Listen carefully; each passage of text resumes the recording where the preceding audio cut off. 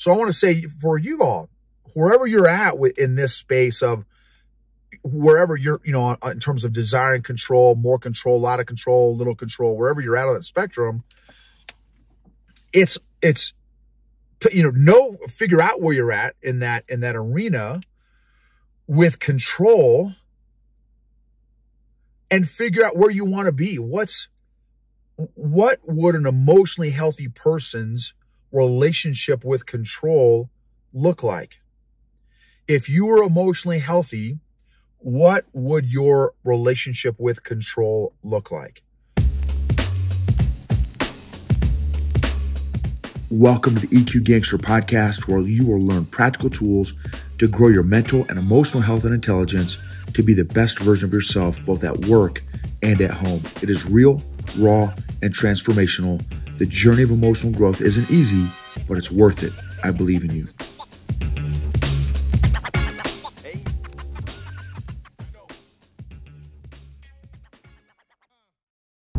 EQ Gangsters. Today's episode is going to be on control and emotional health and intelligence and how control is connected. So I had a great conversation with a client today who is very self-aware. Many of the leaders that I work with are not self-aware, and that's where I start a lot of my coaching programs with leaders, is growing their self-awareness. It's hard, in my opinion, to grow somebody's emotional intelligence without self-awareness. So that's, for me, that is typically where I like to start with leaders. And there are a number of tools and ways that we do that, but that's kind of my approach. This particular leader is already self-aware, and she was communicating some things to me about her desire to be in control and the consequences when she feels like she starts to lose control. And so I want to pose that to you all. How much control do you feel you need? What happens if you feel like you start losing control? Now, there are some really interesting principles about the concept of control.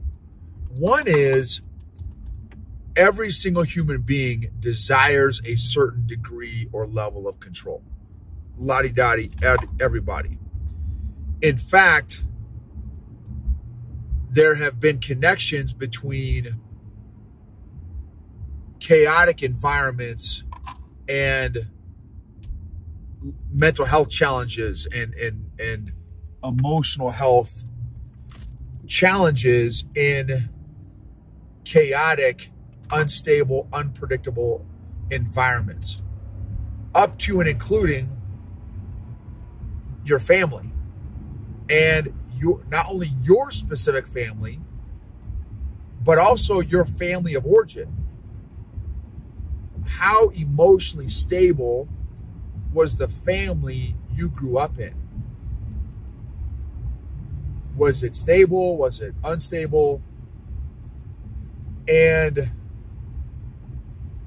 now, another interesting dynamic or nuance was about this particular leader was that while she desired a certain degree of control, she also tremendously valued a free, open, unstructured environment.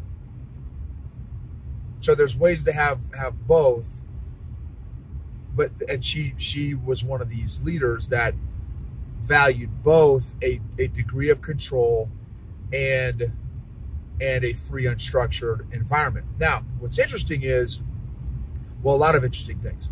One is one was when she felt like she was starting to lose control, it would be a serious trigger for her. And another trigger for her in the area of control was when anybody tried to control her or exert some sort of control over her, that was a trigger. And then another trigger was anytime somebody would try to control a family member of hers that was in her family, that would also be a trigger. So here's some thoughts on control. Again, so like I asked you earlier, what is your relationship with the concept of control? Now, some of it is there are certain personalities who value and want more control than other personalities. So that's a factor, is what your personality is. And then another one is, what is your level or degree of emotional health and emotional intelligence? That also plays a role in this whole control concept. An interesting thing to me that I've shared in a previous episode, this has been a little, maybe 3, 4, 5, 6 months ago, on my emotional intelligence assessment, one of the 15 areas that the particular assessment that I'm certified in, there's 2 of them, but one of them that I'm certified in assesses 15 different areas. One of those areas of emotional intelligence is the area of independence. And it shows you on a graph how much independence you employ in your life.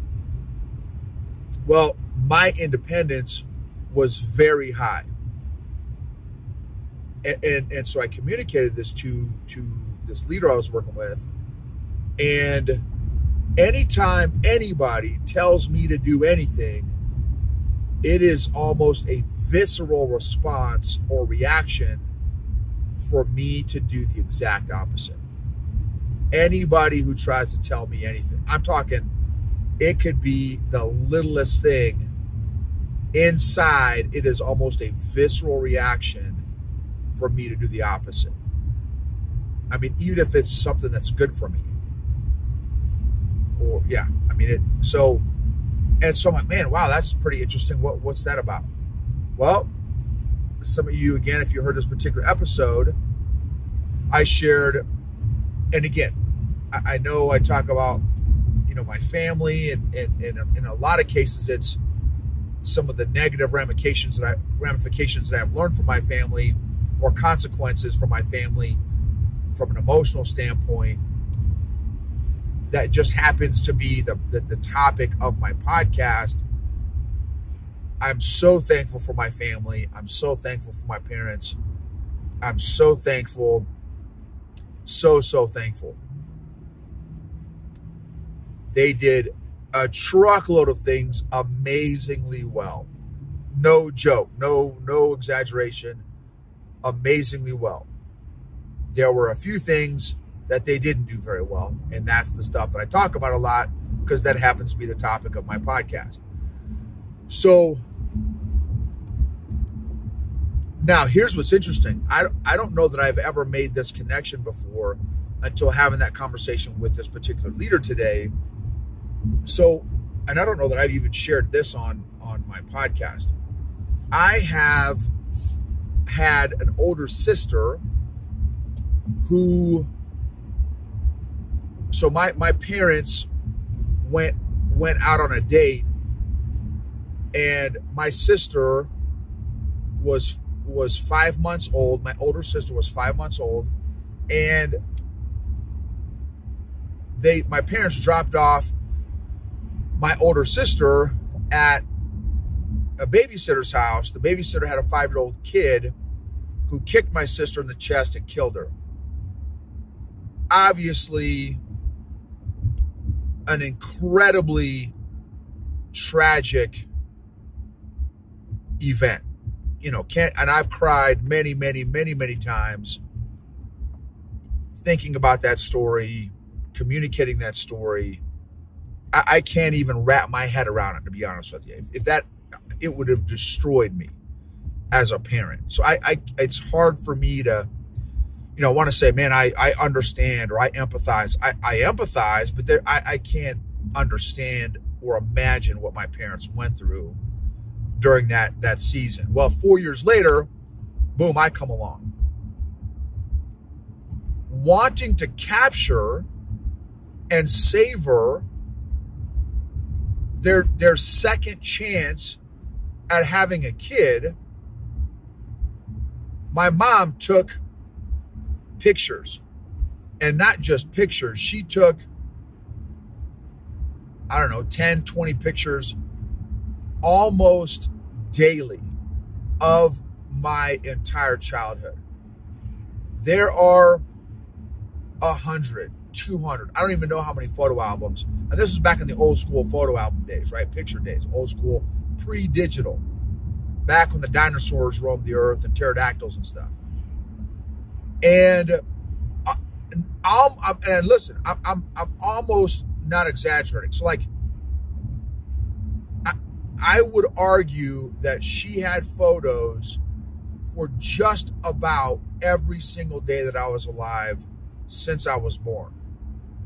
Now, that's oh man, that's so nice and sweet and stuff, right? And now understanding that, my older sister got killed, it totally makes sense to me now why my mom would do that. Totally 100% makes sense to me. And ironically, our daughter almost died when she was 2 years old. And guess who continued the tradition of taking serious photos and videos of their kid? Boom, me. Because for the same reason that my mom, and thank God our daughter survived, her daughter did not. But here's how it affected me in the moment as a kid. 5 years old, 7 years old, 10 years old, 12 years old, 13 years old. We would be with friends, we would be at a restaurant, we'd be at a church, we'd be wherever, and getting a photo, we were going to get photos, right? Hey, mom would get everyone up. Okay, everyone, photo time. And it could be in the middle of a restaurant, busy restaurant, and it would take 5 to 10 minutes for her to get everyone organized, get everyone posed right, and potentially 5+ pictures taken in the middle of a busy restaurant, for example, right?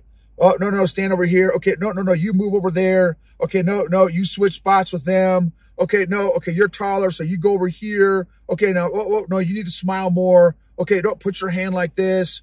And for me, in my little childhood brain, in front of a group of people having that experience, it was incredibly embarrassing to go through that experience, because not necessarily getting a photo done. If it was, all right, stand up, you all get together, smile, 1, 2, 3, boom, photo taken, done, not a big deal. I would have been down like 4 flat tires.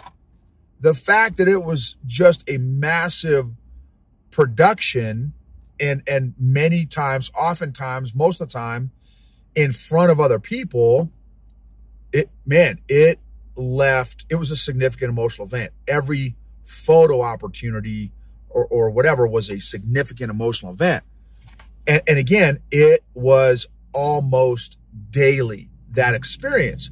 So guess how that translated to my adulthood is because I got told what to do every single day in very uncomfortable public social situations.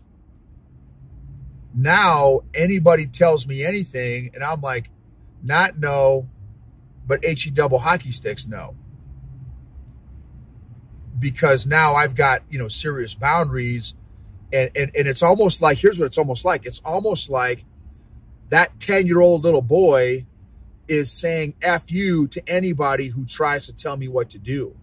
It's like that little, 12-year-old boy is like fighting back, trying to express his boundaries.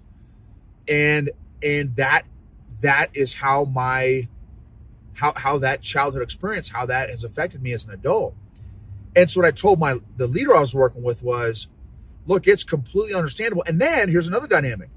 Being in the business cult that we were in for over 20 years, it was social. You were around people 7 days a week. Now, I was around people 7 days a week because of how intentional and how hard we were building our business. 7 days a week, we were around people for 15 to 20 years, or 15 to 20 of the 24 years, we were around people. And let's say I'm exaggerating. At a minimum 5 days a week,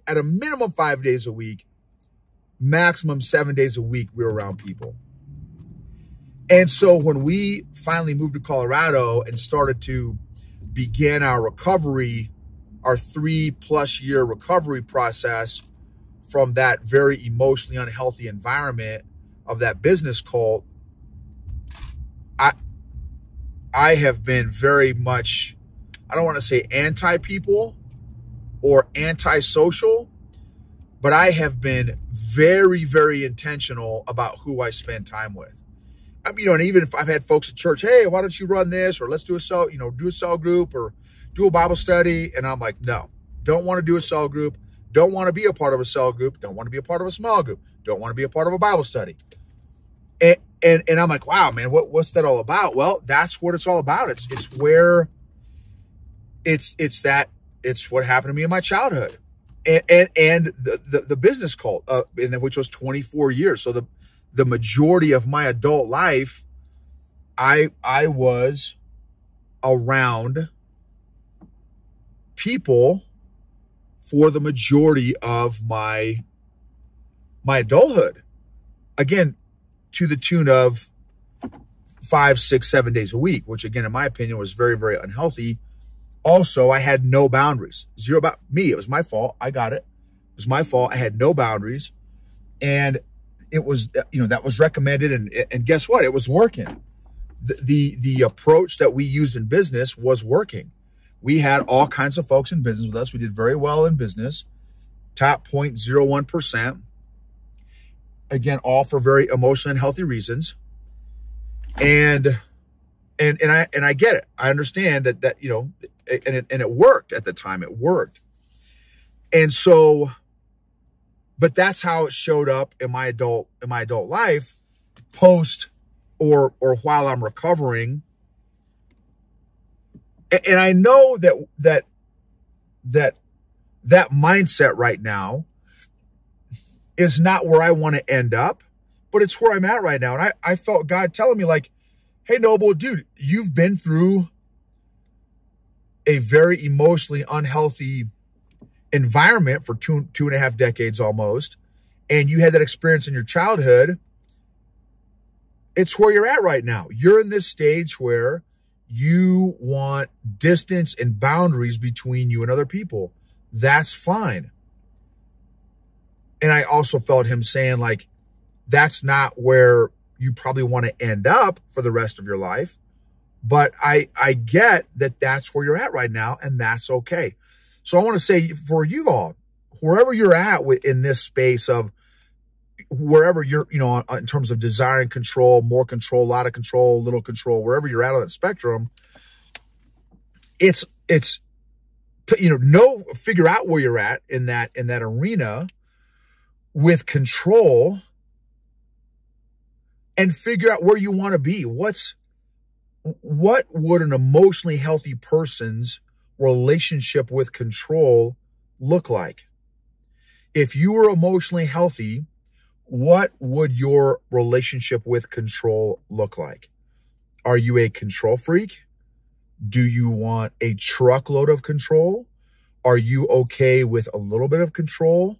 And again, it's a human being thing to desire a degree of control. What happens to you if you start to feel a loss of control? Do you freak out? Do you go to an emotional 10? Or do you just go to a 2? Right? Or do you just go to a 3? Something like that. So anyway, just think about that. What is your relationship with control?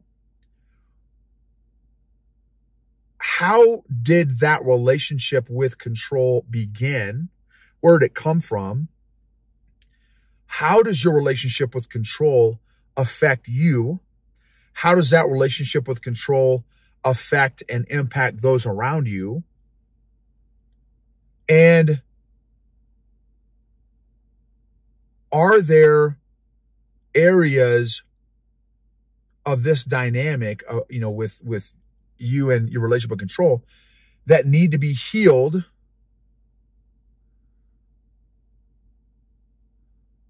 That need to be healed, reflected on, worked through.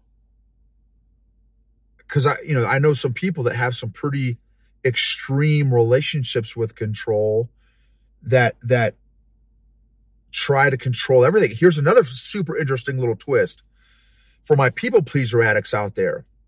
And this one, when I first learned this, it really upset me.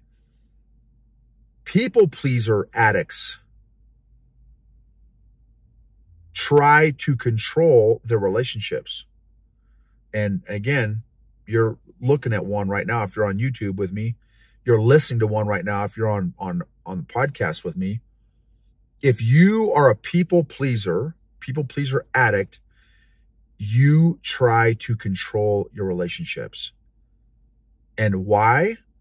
You try to control and manipulate those relationships so that they like you, so that they affirm and validate you, which is not healthy. And again, I'm a 4-decade people pleaser addict. So of all the sinners, to use a biblical example, I am the worst. And thank God I've been working through that the last 4 years.